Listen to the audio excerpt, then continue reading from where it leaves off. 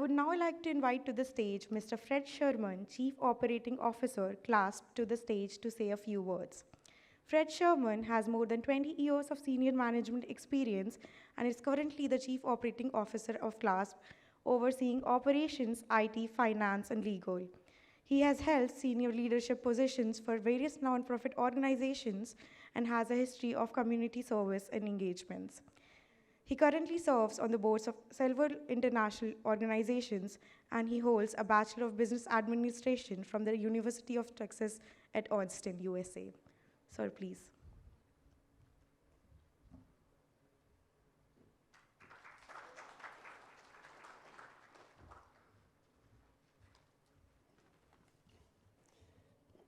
Good afternoon. Namaste. Thank you for being a part of the inaugural session of Energize 2023, an event that promises to be a significant milestone in our collective journey towards a more energy efficient and sustainable world. I'm honored to stand before you today as we embark on this journey. I want to begin by acknowledging the remarkable efforts that have been made worldwide to address the critical issues of climate change, resource depletion, and environmental sustainability. These challenges affect us all, regardless of where we live. At the same time, we have to be cognizant that we are in a race against time fighting climate change. And our efforts must not only continue, but grow significantly in the years ahead. Today, I want to shine a spotlight on India and its incredible efforts to lead the way in energy efficiency, which provides inspiration for the world. India has demonstrated a strong commitment to energy efficiency and sustainability. This commitment is evident in the various initiatives, policies, and innovative approaches that have been undertaken.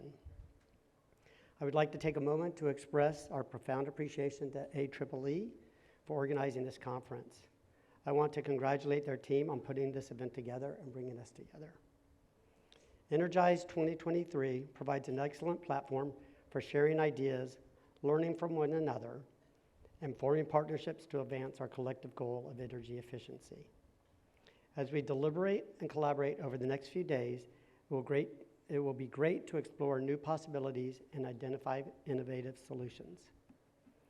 India's efforts in energy efficiency are commendable, and we must support and amplify them. As we engage in discussions, debates, and dialogues over the course of this conference, let us not forget that the choices we make today will shape the energy landscape of tomorrow, not only in India, but globally.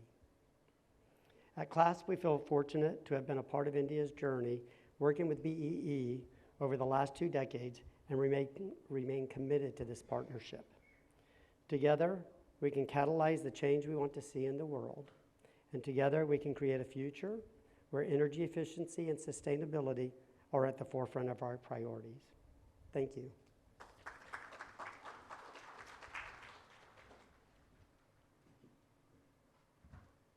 Thank you so much, sir.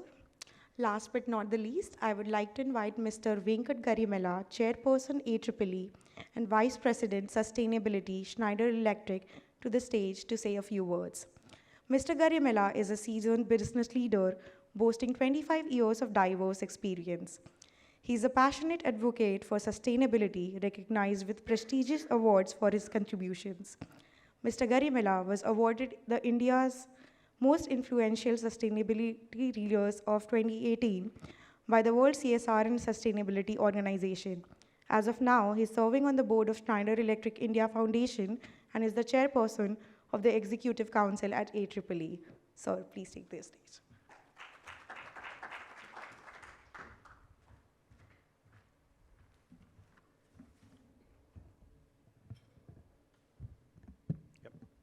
So good afternoon, everyone. It's such a pleasure and privilege for me to welcome you all to this conference, Energize 2023, in this beautiful place, Goa.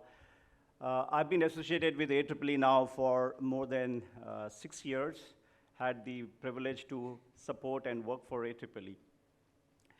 As Satish was talking about, Energize has become as you know, this is the 3rd edition, and over these years, Energize has become a platform for energy efficiency champions to come around, discuss ideas, share use cases, and interact and learn. All with the objective of, only one singular objective of making energy efficiency more and more powerful, making energy efficiency more and more mainstream. If I would have to sum up this, I think the objective of Energize is perhaps to provide the required firepower to energy efficiency.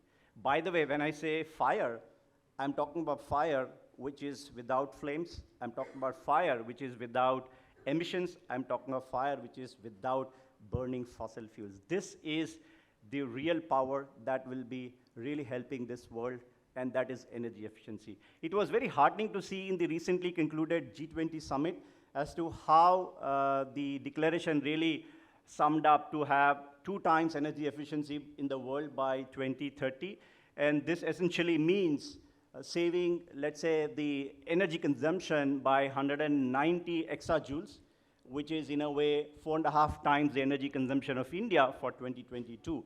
And also saving about 11 gigatons of CO2 emissions, almost about 30% of energy-related emissions as per IPCC in 2022. So that's the power of energy efficiency. And how are we doing? I come from the private sector, so maybe let me give a bit of insight as to how things are happening. In 2022, I think worldwide energy efficiency improved by 2.2%. GDP was about, world GDP grew by about 4%, and the energy usage increased just by 1%. It's a good story for 2022. Is it enough? Certainly not. For us in the world to double energy efficiency by 2030, essentially we have to improve energy efficiency by 4.2% year on year all the way to 2030. Only 4.2%, but it's a big deal. Just to give you a comparison, the average energy efficiency, the one that we actually achieved in last 2 decades, is 1/3 of this. So a lot of it is ahead of us, and I think conferences like Energize is something which is going to catalyze us to move this needle forward. To my mind, to have this next level of energy efficiency in our economy, in our development, there are 3 critical aspects. One is the private sector, the other one is people, and the third one is policy. And all these 3 things are kind of strung together by the power of technology. Now, if I talk about private sector, as I come from private sector, I think one of the most profoundly impactful institute that we have created in this modern world is private sector, private enterprises.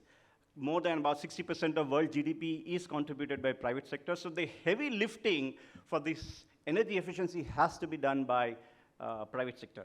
And private sector really thrive in free markets, adopting technology, business models, and figuring out different ways of value creation. Today, when we go down a little deeper to see how the private sector is looking at the space of energy sector or energy efficiency, I think it is the full value chain which is now available for us to discuss, right from design, build, operate, and maintain. These are the 4 areas critical for the private sector to really look into it. We have a lot of experts out here. We'll be talking about every aspect of this value chain of our energy consumption and energy efficiency. You know, if you see in terms of, as building is one of the key focuses for our Energize 2023, you know this, right? For every square meter of building construction, we have about 40 to 60 kgs of construction and demolition waste. This is huge, right? Now, if you go down a little further, 60% of electricity in the world is consumed by electric motors, and half of them are running the pumps. And you know where pumps are used. So perhaps little changes around having the right sizing of the piping, the diameter, keeping them straight, et cetera, will also help in having more efficient pumping system. So on and so forth. There are plenty of these things, and I look forward for our experts to really bring about these insights, which will be really, really, really actionable. I like what Rajan said. Having so much of research papers being produced and just having them only for academic purpose, I think is not the expectation. The expectation is to interact, to make it actionable, and when we go back, we have the required mind shift and motivation to do our bit in our scope of the energy ecosystem. If you talk about India, well, we all know India 2023, if you ask me, one of the finest years for us. Many great moments for us in India. We have our Chandrayaan movement. We had our G20, right? And by the way, we also became the most populated country in 2023, if that's a milestone that we all look for. And by the way, 2023 also was a year where, after 2 decades, perhaps all 3 movies of Shah Rukh Khan are super hit. So 2023 is a very interesting year. Now, if we kind of look forward, I'm sure by in next 7, 8 years, we're going to be a 7 trillion economy. 2/3 of the building that we need by 2030 are yet to be built. 90% of cold storages that we need are yet to be built, right? If you talk about infrastructure, we already have about 1,000 kilometers of metro in many cities, and perhaps twice of that is going to get built in next 7, 8 years. We're going to add huge amount of power generation. Significant of that is going to be coming from renewable. So a lot of this built environment is going to get created in India, right, going forward.